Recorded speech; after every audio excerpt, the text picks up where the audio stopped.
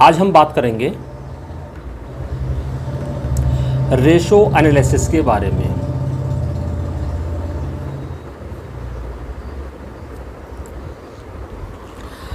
Ratio analysis finance से related बड़ा important topic है। इसको जो मैनेजमेंट के स्टूडेंट हैं या जो लोग ग्रेजुएशन कर रहे हैं, बीकॉम कर रहे हैं, एमकॉम कर रहे हैं, उनके लिए भी ये बड़ा इम्पॉर्टेंट टॉपिक है। लेकिन मैं यहाँ पर थोड़ा सा इसको और डिटेल में बताऊँगा कि नॉर्मली जब हम मार्केट में पैसा इन्वेस्ट करते हैं, जब हमें स्टॉक मार्केट को, शेयर मार्केट को समझना होता है, तो शेयर मार्केट को समझने के लिए इस टॉपिक का यूज़ प्रैक्टिकल लाइफ में हम कैसे कर सकते हैं, मैं उसके बारे में आपको बताऊंगा। तो स्टॉक मार्केट के बारे में बताने से पहले भी मैं आपको थोड़ा सा ये बताऊंगा कि जैसे हमारे पास जो कंपनी होती है, ये जो काम करने का हमारा जो एक स्ट्रक्चर है, उसमें एक तो सोल प्रोप्राइटर होता है। जब इंडिविजुअली कोई आदमी काम कर रहा है, उसने अपनी शॉप खोली हुई है, जो भी है वो सोल प्रोप्राइटर में आता है। कुछ पार्टनरशिप कंपनी होती हैं जिसमें कुछ लोग मिल करके बिज़नेस को स्टार्ट करते हैं और बिज़नेस को रन करते हैं। कुछ इक्विटी बेस्ड कंपनी होती है। इक्विटी बेस्ड कंपनी जो होती है उसके अंदर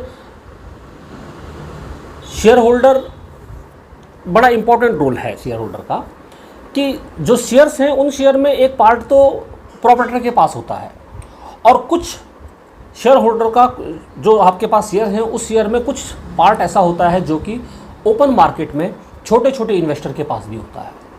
और छोटे छोटे इन्वेस्टर उस कंपनी में इन्वेस्ट करके कंपनी में एक पार्टनर की तरह प्रॉफिट में अपनी हिस्सेदारी तय कर लेते हैं।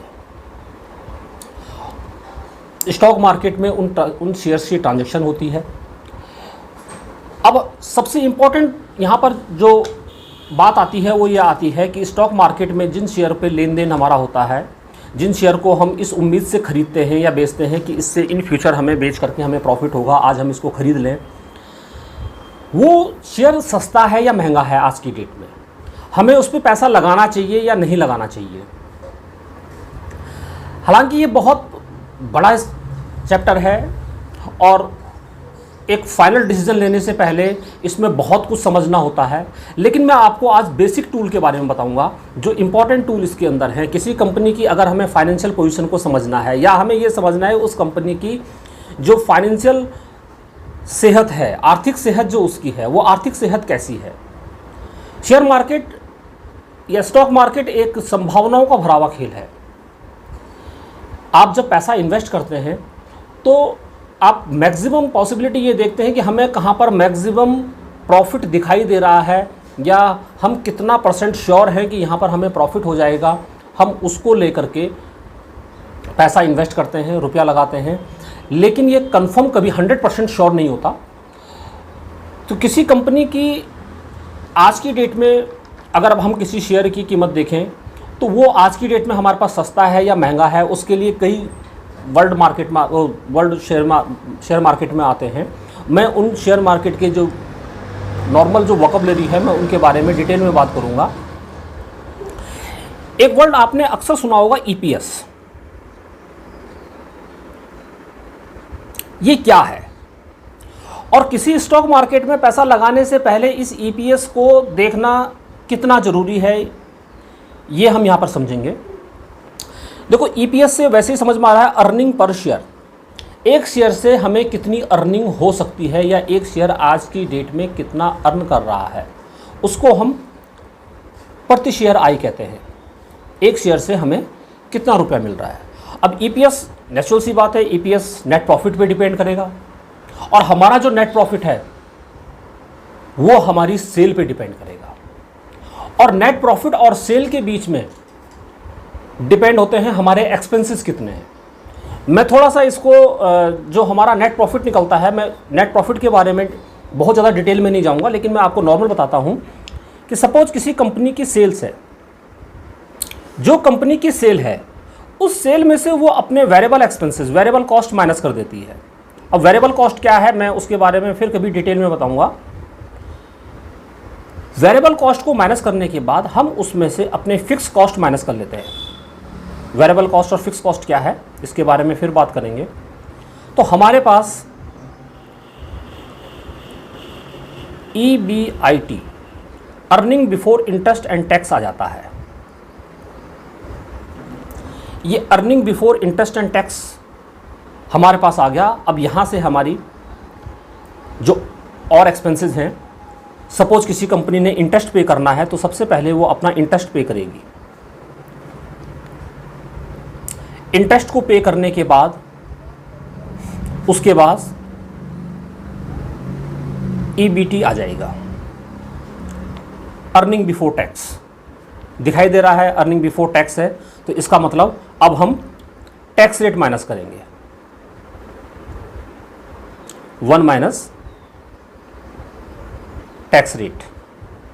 टैक्स रेट को माइनस करके हमारे पास PAT आ जाएगा, प्रॉफिट आफ्टर टैक्स।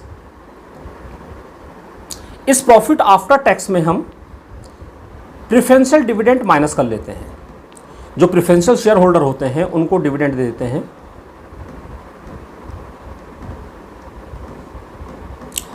और अब जो पैसा या जो प्रॉफिट का पार्ट बचा ये इक्विटी शेयर होल्डर के लिए बचा। मींस इक्विटी शेयर होल्डर का जो EPS निकलता है, EPS निकलने से पहले उसमें से इंटरेस्ट माइनस होता है, एक्सपेंसेस तो माइनस होंगे, वेरिएबल कॉस्ट माइनस होगा, फिक्स कॉस्ट माइनस होगी, एक्सपेंसेस जितने भी हैं वो माइनस होंगे। उसके बाद सबसे पहले इंटरेस्ट माइनस होता है, अगर है तो टैक्स रेट तो माइनस होगा ही होगा, अगर टैक्स प्रॉफिट कमाओगे तो टैक्स तो देना ही पड़ेगा, और प्रेफरेंशियल डिविडेंड माइनस होता है अगर है तो इंटरेस्ट और प्रेफरेंशियल डिविडेंड ये डिपेंड करते हैं कि उस कंपनी की बैलेंस शीट में इंटरेस्ट और प्रेफरेंशियल डिविडेंड की लायबिलिटी है या नहीं है। अगर है तो पहले इसको माइनस करेंगे, उसके बाद जो बचा हुआ हिस्सा है वो इक्विटी शेयर होल्डर के लिए बचेगा। तो ये जो हमने लास्ट में इक्विटी शेयर होल्डर का जो पार्ट निकाला है इसको हम नेट प्रॉफिट कहेंगे, या net profit after preferential dividend और आफ्टर टैक्स और प्रेफरेंशियल डिविडेंड भी कह सकते हैं। अब वापस हम EPS पे आते हैं। EPS होता क्या है, अर्निंग पर शेयर होता क्या है। अर्निंग पर शेयर का मतलब हो गया, मैं फॉर्मूले से पहले आपको एक नॉर्मल वे में ले सकता हूं। हालांकि कंपनी का जो बिजनेस होता है वो करोड़ों अरबों में होता है, तो मैं करोड़ों की बात यहाँ पे नहीं करूँगा। समझने के लिए हम बहुत इजी वे में लेके चलेंगे। सपोज आपके पास 500 रुपीज़ है, 500 रुपये आपके पास है, और इस 500 रुपये को आपके पास 10 लोग हैं जिनके बीच में आपको इसको बांटना है। तो इट मीन्स एक आदमी के हिस्से में 50 रुपये आएंगे। देखो जितना इजी ये है कि अगर आपके पास 500 रुपये हैं और 10 लोगों के बीच में आपको उसको बांटना है, तो एक आदमी के हिस्से में 50 रुपये आ रहे हैं। इतना ही इजी EPS को समझना भी है। EPS का मतलब होता है जो आपके पास नेट प्रॉफिट है,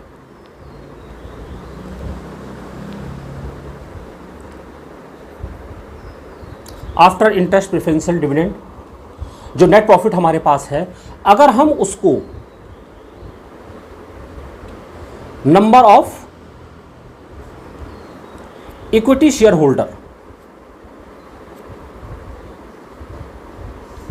में डिवाइड कर दें तो हमारे पास EPS आ जाएगी। जो हमने, मैं फिर बता रहा हूँ आपको, ये कंपनी के अंदर ये फिगर जो है करोड़ों में होगी, लेकिन मैं यहाँ पर आपको बहुत इजी वे में बता रहा हूँ कि सपोज आपने 500 रुपये कमाए हैं और number of equity share holder आपके पास 10 हैं, तो इसका मतलब उस कंपनी की EPS 50 रुपये है। प्रत्येक शेयर होल्डर को, अगर आपके पास एक शेयर है तो आपको 50 रुपये मिल जाएंगे, आपके पास 2 शेयर हैं तो आपको 100 रुपये मिल जाएंगे। या आपकी अर्निंग पर शेयर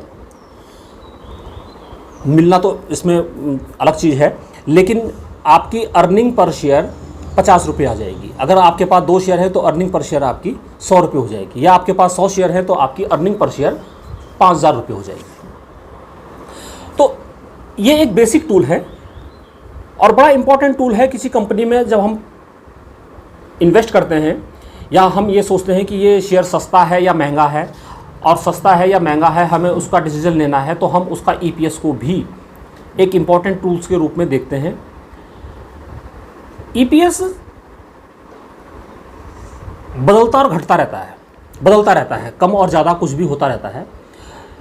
जैसे मैं आपको बताऊं कि कंपनी अपने जो कंपनी का प्रॉफिट है या कंपनी के जो रिजल्ट हैं वो एक तो साल में एक बार आता है, एक 2 साल में 2 बार आते हैं जिसको हम हाफ ईयरली रिजल्ट कहते हैं, और एक क्वार्टरली रिजल्ट आते हैं। हर 3 महीने में कंपनी अपने रिजल्ट को या अपनी सेल को, अपने जो फाइनेंशियल कंडीशन है उसको पब्लिक के बीच में लाती है। तो सपोज किसी कंपनी ने अपना पहले क्वार्टर में उसने अपनी ईपीएस जो उसने शो की है, या अपने पहले क्वार्टर में जो उसने एस्टिमेटेड ईपीएस हमको दिखाई दे दी है। जैसे सपोज जो है किसी कंपनी ने अपनी एक सेल 1 लाख रुपए दिखाई है पहले क्वार्टर में, तो कंपनी जब अपनी ईपीएस 1 लाख रुपए पहले क्वार्टर में दिखा रही है और हमें किसी कंपनी में मार्केट में पैसा इन्वेस्ट करना है, तो हम इस 1 लाख रुपए को देख करके एक अनुमान लगाते हैं कि इसका मतलब इसकी इस साल की जो सेल है वो कम से कम 4 लाख होगी या 4 लाख के आसपास होगी, और इसको देख करके हम ईपीएस को कैलकुलेट करते हैं और उस हिसाब से हम उस कंपनी में पैसा लगाते हैं। लेकिन ये भी हमेशा सच नहीं होता। ये आइडिया भी हमेशा ऐसा नहीं है कि आपका बिल्कुल सही आएगा, क्योंकि आपको उसके साथ साथ कंपनी की और भी पहलू हैं वो देखने पड़ेंगे कि जिस कंपनी में हम ये बात कर रहे हैं वो कंपनी का सीजनल काम तो नहीं है। हो सकता है ये जो 1 लाख रुपए की सेल वो दिखा रही है ये उस कंपनी का सीजनल वर्क हो, और ये समय जो है जिस समय उसने ये सेल दिखाई है इस समय वो सीज़न चल रहा हो।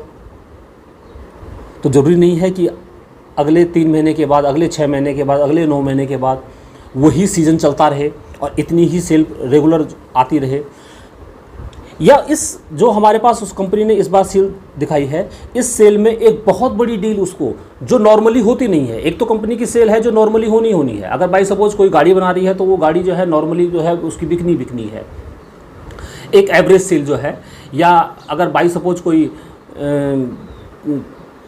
कुछ ऐसा कपड़े बना रहा है तो वो जो है उसके एक नॉर्मल सेल पूरे साल भर उसकी होनी है। लेकिन कुछ डील ऐसी भी होती है जो नॉर्मली हर साल नहीं होती या हर समय नहीं होती है। तो कोई ऐसी बड़ी डील उस कंपनी को अचानक कहीं से मिल गई है और उस डील की वजह से इस क्वार्टर में उसकी सेल बहुत ज़्यादा हो गई है, तो उस सेल को अगर हम एस्टिमेट करेंगे तो हमारी ईपीएस तो बढ़ जाएगी। लेकिन ईपीएस बढ़ने का मतलब ये नहीं है कि वो कंपनी और कंपनियों से ज़्यादा बेटर है। तो मार्केट में शेयर सस्ता है या महंगा है? वैसे तो मार्केट में शेयर सस्ता है या महंगा है, जो मैं आपको टूल बता रहा हूँ ये सिर्फ एक इम्पॉर्टेंट टूल है, संकेत है। मार्केट में इन्वेस्ट करने के लिए किसी मार्केट एक्सपर्ट की सलाह लेना बहुत ज़रूरी होता है, या जो हेजिंग फंड होते हैं उनकी सलाह लेना बहुत ज़रूरी होता है, क्योंकि वो सिर्फ ईपीएस को देख करके या कुछ इम्पॉर्टेंट जो टूल हैं उनको टूल्स को देख करके उससे डिसीजन नहीं लेते हैं। मार्केट बहुत वाइड है, बहुत ज़्यादा इसके अंदर जो है स्टडी की ज़रूरत पड़ती है, बहुत कुछ समझना पड़ता है। लेकिन अगर हम शुरुआत करेंगे तो शायद हम धीरे धीरे काफ़ी हद तक मार्केट को समझने में ये हमें हेल्प करेंगे। तो ईपीएस के साथ साथ हमें, जब हम ईपीएस देखते हैं तो ईपीएस को सिर्फ ईपीएस को ही नहीं देखा जाता, ईपीएस के साथ हमें ये देखना होता है कि हम इस ईपीएस को किसी के साथ कंपेयर भी करते हैं। बाई सपोज किसी स्टूडेंट के 80% मार्क्स आए हैं।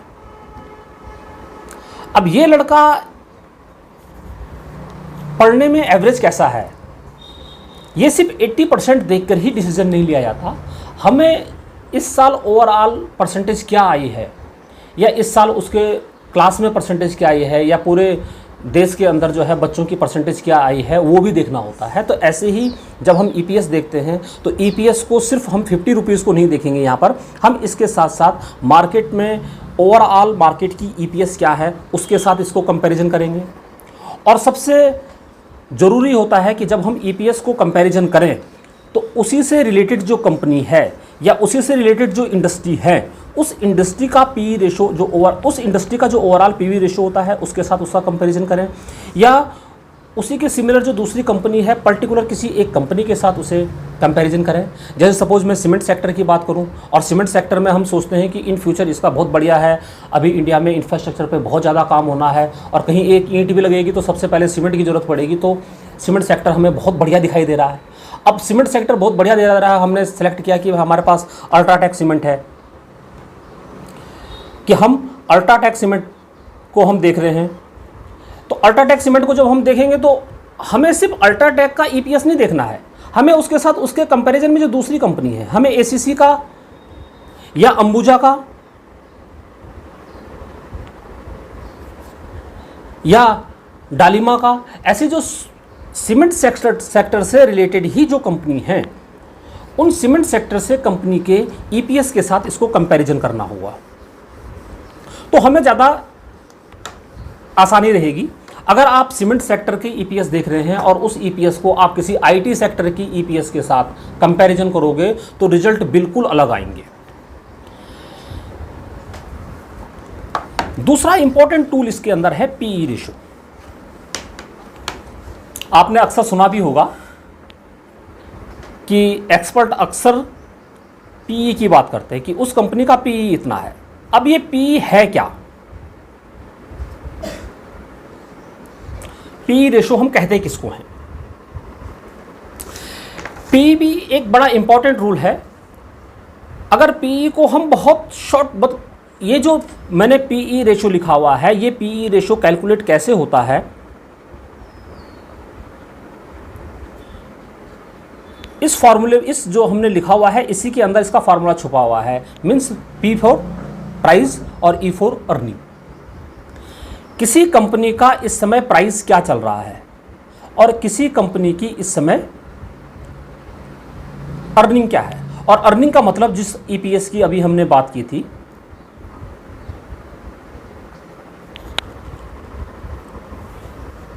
किसी कंपनी का मार्केट प्राइस क्या है और उसकी अर्निंग क्या है। अगर हम इसको आपस में डिवाइड कर लें तो हमारे पास उस कंपनी का पीई रेशो आ जाएगा। मीन्स अभी हमने ईपीएस जो निकाली थी, हमने एग्जांपल लिया था कि सपोज किसी कंपनी ने 500 करोड़ कमाया है, हम यहाँ पे 500 रुपये लेके चल रहे हैं और उसके पास नंबर ऑफ शेयर होल्डर 10 हैं, तो इसका मतलब उसकी ईपीएस कितनी है? 50 है। अब हम ये देखें कि अगर हम ये सोचें कि इसकी ईपीएस, इसकी अर्निंग पर शेयर 50 रुपये है और हमें इस कंपनी में पैसा लगाना है, तो हमें इसका मार्केट प्राइस क्या है। ज़रूरी नहीं है कि आपको इस समय, अगर किसी की ईपीएस ज़्यादा होगी तो नेचुरल सी बात है उसकी डिमांड बढ़ेगी, और अगर उसकी डिमांड बढ़ेगी तो नेचुरल सी बात है कि उसका मार्केट प्राइस बढ़ जाएगा। कंपनी ने आज अपने क्वार्टरली रिजल्ट आउट किए। जब कंपनी अपने क्वार्टरली रिजल्ट या ईयरली रिजल्ट देती है तो जो आज की डेट में जो स्टॉक आपको 100 रुपये का मिल रहा है, हो सकता है दूसरे दिन आपको वो 120 का मिले या 150 का मिले, 200 का मिले। तो अगर वो शेयर जो है उसके रेट बढ़ गए हैं और बढ़ने के बाद भी वो लेना चाहिए या नहीं लेना चाहिए, वो इंपॉर्टेंट करता है कि उसका पीई रेशो इस समय क्या है। पीई रेशो मतलब मार्केट प्राइस, कि मार्केट प्राइस उसका क्या है। सपोज ये जो 500 रुपये का शेयर है और इसकी मार्केट प्राइस इस समय एकदम से जैसे ही उसका रेट मार्केट में जो है उसका रिजल्ट आउट हुआ, रिजल्ट आउट होने के बाद उसकी ईपीएस हमको बढ़िया दिखाई दी, और तो वो कुछ ही दिनों में 1000 रुपये का हो गया या कुछ महीनों में 1000 रुपये का हो गया। और 1000 रुपये का जब वो हो गया और उसकी ईपीएस 50 रुपये है, तो हम ये कह सकते हैं कि इसका पीई रेशो 20 है। उसका पीई रेशो 20 है। मीन्स अगर इसको और इजी लैंग्वेज में बोलें तो हम ये कह सकते हैं कि अगर आपको मार्केट में 1 रुपया कमाना है तो 1 रुपया कमाने के लिए आपको 20 रुपये इन्वेस्ट करने पड़ेंगे। पीई रेशो भी सेम वैसे ही है कि आप किसी कंपनी का जब पीई रेशो देखते हो तो वो पीई रेशो बढ़िया है या नहीं है, ये डिपेंड करता है कि उस कंपनी का पीई रेशो उसी से रिलेटेड जो इंडस्ट्री है या जो निफ्टी के अंदर जो है ओवरऑल पीई रेशो क्या चल रहा है। इन सब बातों को हमें ध्यान देना होगा कि अगर उसी से रिलेटेड जो इंडस्ट्री है उनका पीई रेशो क्या है, इसका पीई रेशो क्या है। अच्छा, ये भी बहुत ज़रूरी नहीं है कि अगर किसी कंपनी का पीई रेशो ज़्यादा है तो वो कंपनी अच्छी है या ख़राब है, या किसी कंपनी का पीई रेशो कम है तो वो कंपनी अच्छी है या ख़राब है। ये एक बेसिक टूल है और कई बातों को ध्यान में रख करके फिर हम इसको अगर इसके साथ कंपैरिजन करेंगे तो हमें समझ में आएगा कि इसका पीई रेशो वाकई अच्छा है या पीई रेशो को ध्यान देना बहुत ज़रूरी है। पीई रेशो भी हमारा घटता बढ़ता रहता है, फार्मूले से ही लग रहा है। जैसे जैसे आपकी ईपीएस घटेगी बढ़ेगी वैसे वैसे आपका पीई रेशो भी घटता बढ़ता रहेगा। जैसे जैसे आपका मुनाफा होगा वैसे वैसे पीई रेशो भी घटता बढ़ता रहेगा। तो पीई रेशो के बारे में मैं आपको एक चीज़ और बताऊं कि पीई रेशो जो हमारे पास है, अगर हम नॉर्मली किसी कंपनी का पीई रेशो देखें, देखो मार्केट के अंदर अगर आपको मार्केट को समझना है या आप इन्वेस्टमेंट करना चाहते हैं और इन्वेस्टमेंट करने के पर्पज से आप उस कंपनी की फाइनेंशियल पोजीशन देखना चाहते हैं तो आपको कई चीज़ें ध्यान देनी होंगी। सपोज एक कंपनी के पास आज 1 लाख रुपए की सेल है और ये 1 लाख रुपए की जो सेल उसकी है, हमें ये लगता है कि जो इसके अंदर फ्यूचर दिखाई दे रहा है, मैं एग्जांपल लेता हूं, सपोज फार्मा सेक्टर है, हमें ये लगता है कि आज हिंदुस्तान में फार्मा सेक्टर की जो सेल है आने वाले समय में हमारा जो हेल्थ से रिलेटेड जो हम लोगों के बीच में जो जागरूकता आ रही है, जो अवेयरनेस आ रही है, ये धीरे धीरे बढ़ने वाली है और धीरे धीरे ये बढ़ेगी। हमें लगता है कि फार्मा सेक्टर का फ्यूचर बहुत बढ़िया हमें दिखाई दे रहा है। तो हम एक आइडिया लेते हैं कि हिंदुस्तान की टोटल पॉपुलेशन सपोज 130 करोड़ है, 135 करोड़ है। आज सपोज रूटीन चेकअप जो है 100 करोड़ लोग कराते हैं, लेकिन हमें लगता है कि आने वाले 4 साल, 5 साल, 8 साल, 10 साल के बाद 100 करोड़ नहीं बल्कि रूटीन में इतनी ज़्यादा जागरूकता आ जाएगी कि 100 करोड़ की जगह 120 करोड़ लोग रूटीन में चेकअप कराने लग जाएंगे। तो वो जो 20 करोड़ का हम जो संभावना मान रहे हैं कि 20, हालांकि 100 करोड़ मैंने बहुत ज़्यादा बोल दिया, लेकिन मैं ये तो एक एग्जांपल ले रहा हूँ। तो 20 करोड़ जो हमारे पास संभावना हमें लग रही है कि जो है लोग और ज़्यादा अपने हेल्थ के प्रति जागरूक होंगे। तो हम एक आइडिया लगाते हैं कि अगले 5, 7, 8, 10 साल में ये जो 1 लाख रुपए की आज की डेट में हमें सेल दिखाई दे रही है, ये 10 करोड़ होने वाली है। अब ये 10 करोड़ होने वाली है तो 10 करोड़ होगी तो नेचुरल सी बात है इसका ईपीएस बढ़ेगा और इसका ईपीएस बढ़ेगा तो इसका हमें प्रॉफिट ज़्यादा होगा और हमारी अर्निंग ज़्यादा होगी। ईपीएस का मतलब अर्निंग ही है। तो इस पॉसिबिलिटी को देखते हुए, इस संभावना को देखते हुए इसका मार्केट प्राइस अपने आप ही बढ़ जाएगा। और इसका जैसे जैसे, क्योंकि जरूरी नहीं है कि आपका टारगेट आज 1 लाख रुपए लगा करके 1 लाख रुपए की सेल में अपना हिस्सा लेने की जगह आपका टारगेट जरूरी नहीं है कि आप 10 करोड़ की जिस दिन उसकी सेल बढ़ जाएगी आप उसमें अपना हिस्सा लेना चाह रहे हो। आप ये भी सोच सकते हो कि जिस दिन इसकी सेल 1 लाख से बढ़ के 5 करोड़ हो जाएगी, मैं उस दिन मार्केट से अपना प्रॉफिट लेकर के बाहर आ जाऊंगा। तो यहां से जब जो है इसकी सेल की बढ़ने की संभावना होती है तो इसका मार्केट प्राइस इंक्रीज होता चला जाएगा और जब इसका मार्केट प्राइस इंक्रीज होता चला जाएगा तो इसकी पीई रेशो बढ़ती चली जाएगी। जैसे जैसे मार्केट प्राइस बढ़ेगा वैसे वैसे इसकी पीई रेशो भी बढ़ती चली जाएगी। लेकिन पीई रेशो हमारी बढ़ती चली जा रही है, लेकिन हमारे पास संभावना अभी बहुत ज़्यादा है। और अगर हमारे पास संभावना बहुत ज़्यादा है तो हम बढ़ती हुई पीई रेशो में भी उस कंपनी के फ्यूचर को बढ़िया मानते हैं। या किसी कंपनी की पीई रेशो बहुत कम है और हमें लगता है कि ये कंपनी बहुत बढ़िया है, पीई रेशो इसका कम है, तो इसका मतलब इसमें हमें जो है इन फ्यूचर बहुत बढ़िया रिटर्न मिल सकती है, हमारा पैसा यहाँ ज़्यादा सेफ है। लेकिन ये भी हो सकता है कि वो कंपनी किसी ऐसे प्रोडक्ट को लॉन्च कर रही हो कि जिस प्रोडक्ट का फ्यूचर धीरे धीरे अपने आप ही ख़त्म होने वाला है। आप टायर का बिजनेस कर रहे थे कुछ साल पहले, जिन लोगों ने ट्यूबलेस टायर आया वो ट्यूबलेस टायर में चले गए तो उन्होंने अपने प्रॉफिट को या अपने सेल को मेंटेन रखा। लेकिन अगर कोई कंपनी ऐसी है जो कि ट्यूबलेस टायर में जा ही नहीं पाई, वो उसी कंडीशन में रही कि हम टायर ही बनाएंगे, तो उनकी सेल नेचुरल सी बात है धीरे धीरे गिरनी ही गिरनी है। तो पी रेशो अगर बहुत ज़्यादा है तो इसका मतलब ये नहीं है कि वो कंपनी खराब है, या किसी का पी रेशो बहुत कम है तो इसका मतलब ये नहीं है कि वो बहुत अच्छी है। तो अभी आज हमने 2 रेशो के बारे में बात करी, ईपीएस और पीई रेशो के बारे में। धीरे धीरे हम इसमें और भी इंपॉर्टेंट टूल्स हैं और भी इंपॉर्टेंट रेशो हैं, हम उनके बारे में बात करेंगे। कंपनी का डिविडेंड क्या होता है, इसका पे आउट रेशो क्या होता है, इसकी और भी जो करंट रेशो है, लिक्विडिटी रेशो है, या ग्रॉस प्रॉफिट रेशो है, नेट प्रॉफिट रेशो है, या इसकी डेब्ट इक्विटी रेशो है। इन सब के बारे में जब हम बात करेंगे तो हो सकता है हमारे पास किसी कंपनी को पढ़ने में थोड़ा सा ज़्यादा आसानी आए।